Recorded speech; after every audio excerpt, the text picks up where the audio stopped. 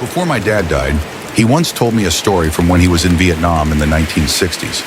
He told me about a mission where he and one other American with 5 CIDG strikers were tasked to emplace seismic ground sensors along a trail network deep in the jungle. He said they were about 2 days into the mission when he and 2 of the strikers split off from the main group to go watch a nearby trail intersection. He said the jungle was pretty quiet that day, just the sounds of birds and bugs and an occasional monkey. He said they had been watching the trail intersection for about 3 or 4 hours and were deciding on whether to move further down the trail or to turn back and link up with the rest of the patrol. Before leaving the cover of the brush, my dad said he checked the trail ahead of them one last time and prepared his men to move. Now here is where the story gets interesting, and he told this part with absolute dead seriousness. He said just as he started to step out onto the trail, he sees a light-skinned black Union Cavalry soldier in full battle gear laying alongside the trail just shy of the intersection. My dad said the Union soldier had 2 pistols, a Spencer rifle, and a short curved club at his hip. As my dad was trying to process what he was seeing, the soldier looked directly at him and smiled.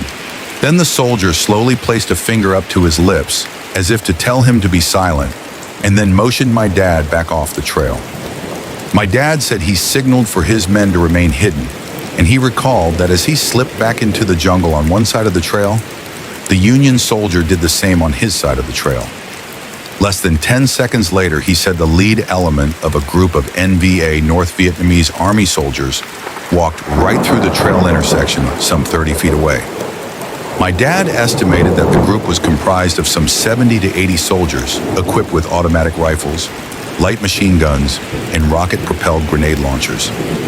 He has no doubt that his entire team would have been wiped out on the spot.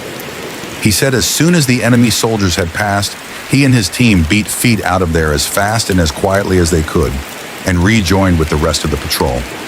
He reported the enemy soldiers his team had encountered, but decided not to say anything about the soldier he had seen.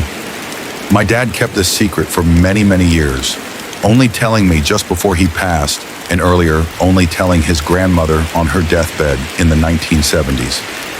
He said when he told his grandmother, she smiled and without opening her eyes told him, "You saw old Red Tom." Red Tom was my great-great-grandfather. He was a half-black, Cree, half-Creek free man who was a scout for the Union Army during the Civil War and later served with the U.S. Cavalry in the American West.